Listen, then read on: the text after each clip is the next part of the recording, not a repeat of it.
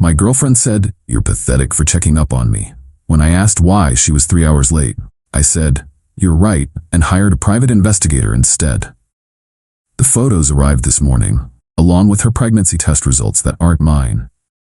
I-34 mail got the manila envelope this morning, hands shaking as I opened it. Should have trusted my gut 3 weeks ago when everything started feeling off.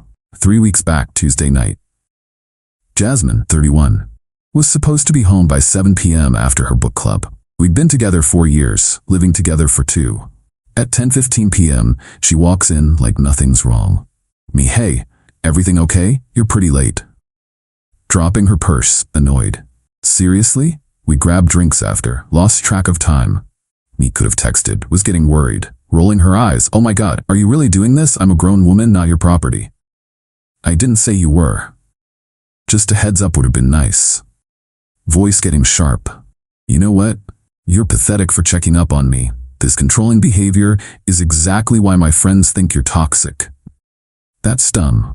I'd never been controlling, never checked her phone, never questioned her friendships. This was literally just asking about 3 hours of radio silence. Me, "I'm not checking up on you. You said 7, it's past 10. That's just basic communication." Whatever, I don't need to report my every movement. Get a hobby instead of sitting around waiting for me like a lost puppy. She stormed off to shower. Left me standing there, confused. Since when was concern pathetic? The next few days, more red flags. Working late became routine. Client dinners popped up last minute. Her phone was suddenly face down everywhere, password changed. When I mentioned any of it, same response. I was being pathetic, controlling, insecure. Friday night, she comes home at midnight, smelling like cologne that wasn't mine. Me, "Jasmine, we need to talk. If this is another interrogation about my whereabouts, save it. You smell like men's cologne." Laughing, but it sounded forced. Derek hugged me goodbye. He always drowns himself in that stuff. You're really reaching now. Derek, her coworker in accounts, divorced last year, bit of a player according to office gossip she used to share. Just Derek. You're pathetic, you know that? Maybe if you spent less time paranoid about what I'm doing and more time being interesting, I wouldn't need to stay out just to have adult conversations. That's when I made the decision. She was right, I was being pathetic. Me, you're absolutely right. Surprised. Oh, good, finally. I'll work on myself, sorry for being clingy. Next morning, I Googled private investigators, found Glenn, former cop, specialized in infidelity cases. $500 retainer, $75 plus expenses. Met him at a coffee shop Monday. Glenn, what makes you think she's cheating? Explained the late nights, cologne, defensive behavior. He nodded, seen it 1,000 times. I'll need her routine, workplace address, vehicle details, any specific concerns. Me, just need the truth, and check if this Derek guy is involved. Usually takes about a week. I'll document everything, photos, timestamps, locations, legal methods only. Felt dirty hiring him, but dirtier being gaslit every time I expressed concern. That week was torture. Acted normal, apologized for being clingy, suggested date nights she suddenly had no time for. She seemed pleased I'd finally gotten the message. Meanwhile, kept finding things. Receipt for lingerie I'd never seen. Uber charges to addresses I didn't recognize. Birth control pills in her purse. Weird since she had an IUD. Then this morning, Glenn called. "Glenn, can you meet? Have your report? Better in person." The envelope was thick. My coffee went cold as I flipped through it. Photos. Time-stamped. Dated. Jasmine and Derek. Entering a downtown hotel at 2 p.m. last Wednesday, when she was supposedly in client meetings. Her car parked overnight at an apartment complex across town. The two of them at a pharmacy together. But the last page, that's what broke me. A photo of a receipt from the pharmacy. Pregnancy test. Prenatal vitamins. Paid with her credit card. Yesterday at 4:47 p.m. We hadn't been intimate in 3 weeks. She'd claimed stress from work, needed space. Glenn, there's more. The apartment she's been visiting? Lease shows Derek signed it 2 months ago. She's there 3 to 4 nights a week. Timeline doesn't look good for you being the father. I'm sorry. Paid him. Sat in my car for an hour just staring at the photos. 4 years. We talked about marriage, kids, buying a house together. While I was saving for our future, she was building one with someone else. Drove home. She'd left for work already. Walked through our apartment, her yoga mat in the corner, our photos on the walls, her coffee mug in the sink. How long had I been living in a lie? Found myself in our bedroom, looking at her side of the closet. That's when I noticed it. Small gym bag pushed to the back. Opened it. Lingerie. The missing pieces. A phone charger. And papers. Printouts of apartment listings, all in a different neighborhood. All saved in the last month. She wasn't just cheating. She was planning her exit, while making me feel pathetic for caring. Sitting here now, evidence spread on the kitchen table. She'll be home in 6 hours. Still processing what to do. But one thing's clear.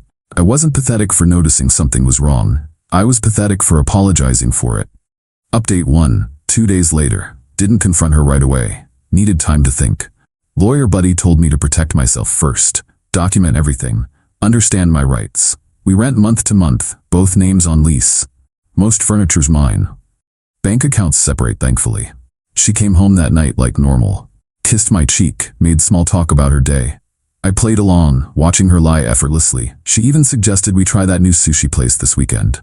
Future planning while pregnant with another man's child. The audacity. Yesterday morning she left for work. I called in sick, started packing her things, methodically. Every piece of clothing, every toiletry, every little thing that was hers. Labeled boxes neatly, put them in the spare room. Found more evidence while packing. Love notes from Derek stuffed in book pages. Hotel key cards in jacket pockets. Pregnancy books hidden under her side of the bed. Then I did something maybe petty. Changed the apartment's Wi-Fi password. Changed my Netflix, Hulu, HBO passwords. Removed her as authorized user on my credit card she used for emergencies. Canceled the gym membership I paid for. Took her name off my AAA account. Small things, but things she took for granted. At 3 p.m. while she was at work, Derek's apartment according to Glenn's tracking, I sent an email to our landlord, informed him I'd be terminating my portion of the lease with 30 days notice. Attached documentation that I'd found alternate housing for my co-tenant. Professional, clean. Then I waited. She came home at 11 p.m., 3 hours late again. Jasmine. Babe, why is the Wi-Fi not working? Me, oh, had to change it. Security update. Jasmine, can you give me the new password? Me, sure, it's Pathetic X 2024, capital P and E. She laughed nervously, typed it in. Didn't work. It's not working. Oops, sorry, typo. It's actually Pathetic X 2024, no extra T. Her face changed. Got the message. What's going on? Your boxes are in the spare room. Lease termination notice is on the counter. You've got 30 days to figure out your situation. Excuse me, what are you talking about? I slid the envelope across the table. The photos spilled out. Her with Derek, the hotel, the pregnancy test receipt. Face white, then red. You hired someone to follow me? Yep. Turns out I'm pathetic like that. This is illegal. Stalking. Invasion of privacy. All legal, public places, no expectation of privacy. Check with a lawyer if you want. She scrambled through the photos, stopped at the pregnancy test receipt. You don't understand. I understand we haven't had sex in 3 weeks. I understand you're pregnant. Math's pretty simple. Tears starting. It's not Derek's. Cool, still not mine though. We can work through this. Couples therapy, it was a mistake. Which part? The cheating, the pregnancy, the gaslighting, the apartment hunting behind my back? Her face went from sad to angry. The mask dropped. Jasmine, you know what? Fine. You want to be like this? I never loved you anyway. You're boring. Derek's twice the man you are. At least he doesn't need to hire people to spy because he's too pathetic to trust his girlfriend. Me, ex-girlfriend. And I didn't trust you. That's why I hired Glenn. Turns out I was right. You're throwing away 4 years. Me, no, you did that. I'm just taking out the trash. She grabbed her phone, started texting furiously. Probably Derek. I'm staying at Derek's tonight. But this isn't over. I have rights. I'll sue you for emotional distress, for harassment. Me, good luck with that. Don't forget your pregnancy vitamins in the bathroom cabinet. She stormed to pack an overnight bag. Came back 20 minutes later. My gym membership isn't working. Me, canceled it. You can't do that. I paid for it. I can. I need my Netflix login. Get your own account. Derek can afford it, right? She called me every name in the book. Pathetic, controlling, abusive, manipulative. Then dropped the bomb. I'll tell everyone what you did. How you stalked me, invaded my privacy. Good luck dating when every woman knows you hire PIs to follow girlfriends around. Tell them how I hired a PI after you gaslit me for asking why you were 3 hours late. Tell them about the pregnancy that's not mine. See how that story plays out. She left, slamming the door. But I knew this wasn't over. People like Jasmine don't just accept consequences. Update 2. 1 week later. The smear campaign started immediately. By Thursday, my phone was blowing up. Mutual friends, her family, even some of my coworkers. Heard you hired a PI to stalk Jasmine. That's seriously messed up. Jasmine's devastated. How could you kick out a pregnant woman? Never thought you were the controlling type. Guess we never really know people. She'd crafted quite the narrative. Poor pregnant woman kicked out by paranoid, controlling boyfriend who hired someone to stalk her. Zero mention of Derek, the cheating, or that the baby wasn't mine. Instead of defending myself individually, I took a different approach. Made a simple Facebook post. Since people seem interested in my relationship status, yes, Jasmine and I broke up. Yes, I hired a PI after being repeatedly gaslit about her whereabouts. Yes, she's pregnant. No, it's not mine. We hadn't been intimate in the time frame. Yes, she was having an affair with her coworker Derek. I have receipts, literally. Anyone who wants to judge without facts is welcome to unfriend me. Moving forward with my life. Attached 1 photo, the pharmacy receipt for the pregnancy test, with the date clearly visible. The tide turned quickly. People who'd attacked me started asking questions. Her story began falling apart. But Jasmine doubled down. Friday afternoon, I get a call from building management. Manager, Mr. Thompson, we received a concerning complaint. Ms. Williams claims you've been harassing her, preventing her from accessing her legal residence. Me, I gave her 30 days notice as allowed by our lease agreement. She's free to access the apartment when I'm not home, as communicated in writing. She also claims you've stolen her belongings? Everything she owns is packed in labeled boxes in the spare room. I have photos proving nothing was discarded or damaged. Would you like to see them? Sighs. This is messy. Can you both just work it out? I've been trying to end things cleanly. She's the one creating drama. That evening she showed up with Derek and her sister Lauren. Didn't knock, used her key. You need to stop this vendetta against my sister.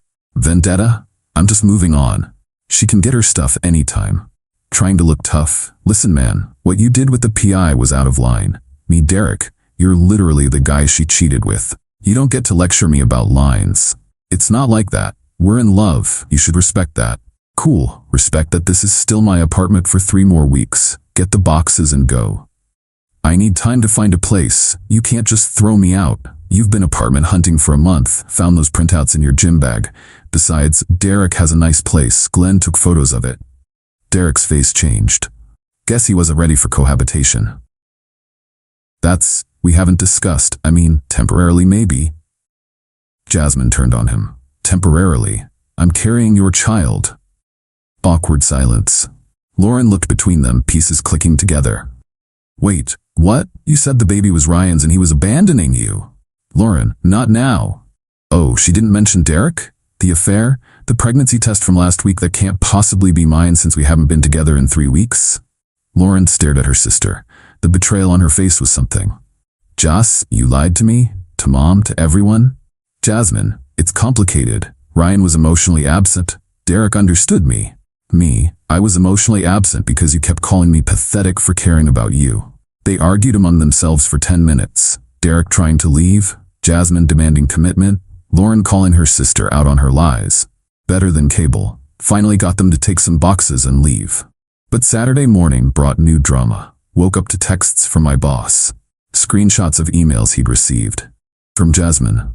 Dear Mr. Peterson, I felt obligated to inform you about your employee Ryan Thompson's concerning behavior. He hired a private investigator to stalk me, has been harassing me and displaying signs of severe paranoia and control issues. As someone who experienced his abuse, I'm worried about him having access to company resources and potentially targeting other women.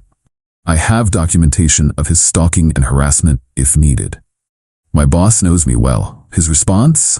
Ryan, call me when you can. Also, please forward any documentation about this situation.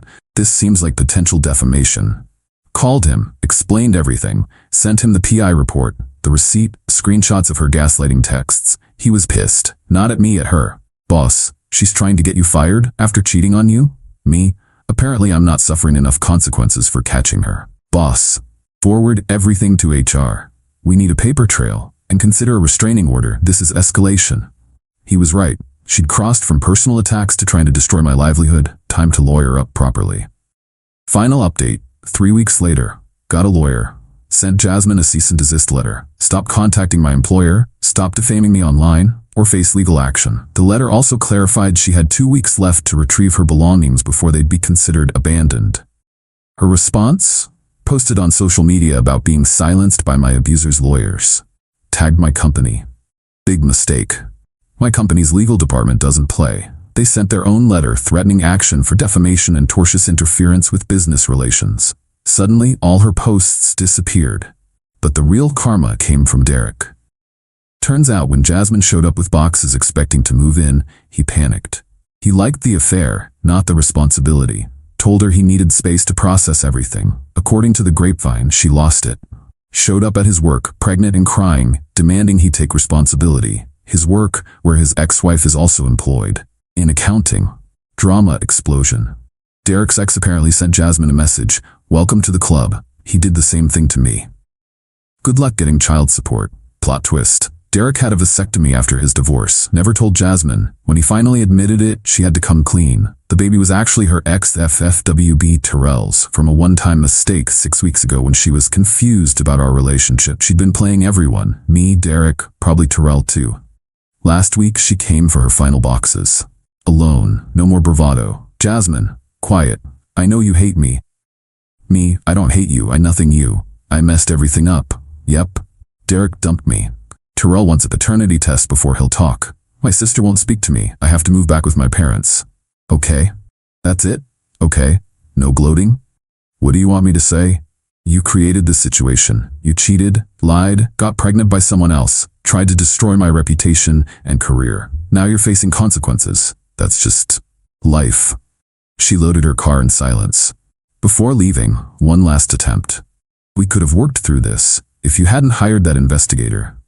If I hadn't hired Glenn, you'd still be lying to me, still be cheating, still be planning your exit while calling me pathetic. The investigator didn't cause this. Your choices did. You're really just gonna let me leave? Pregnant and alone? You're not alone. You have parents. You have Terrell, potentially. You have options. They're just not the ones you wanted. She left. Haven't heard from her since. Aftermath. Kept the apartment. Renewed lease in just my name. Work situation resolved. Boss actually praised how I handled it. Dating again, slowly. Very upfront about boundaries now.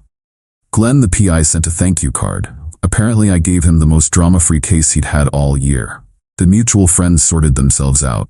The real ones reached out after learning the truth. The others who still think I'm the villain?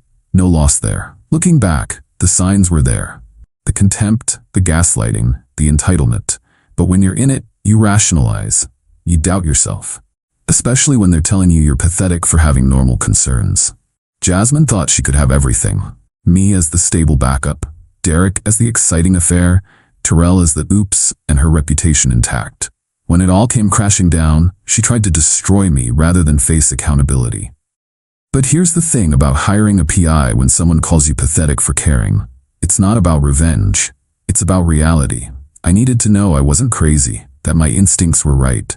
That investment saved me from who knows how many more months or years of manipulation. Sometimes the best response to gaslighting isn't therapy or communication. Sometimes it's just cold, hard evidence and the backbone to act on it. She was right about one thing, though. I was pathetic.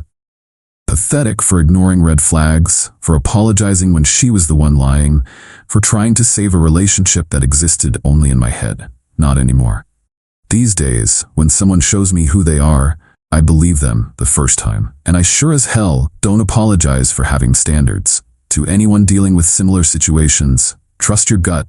Don't let someone make you feel crazy for having normal expectations. And if they call you pathetic for caring, maybe it's time to care about yourself instead.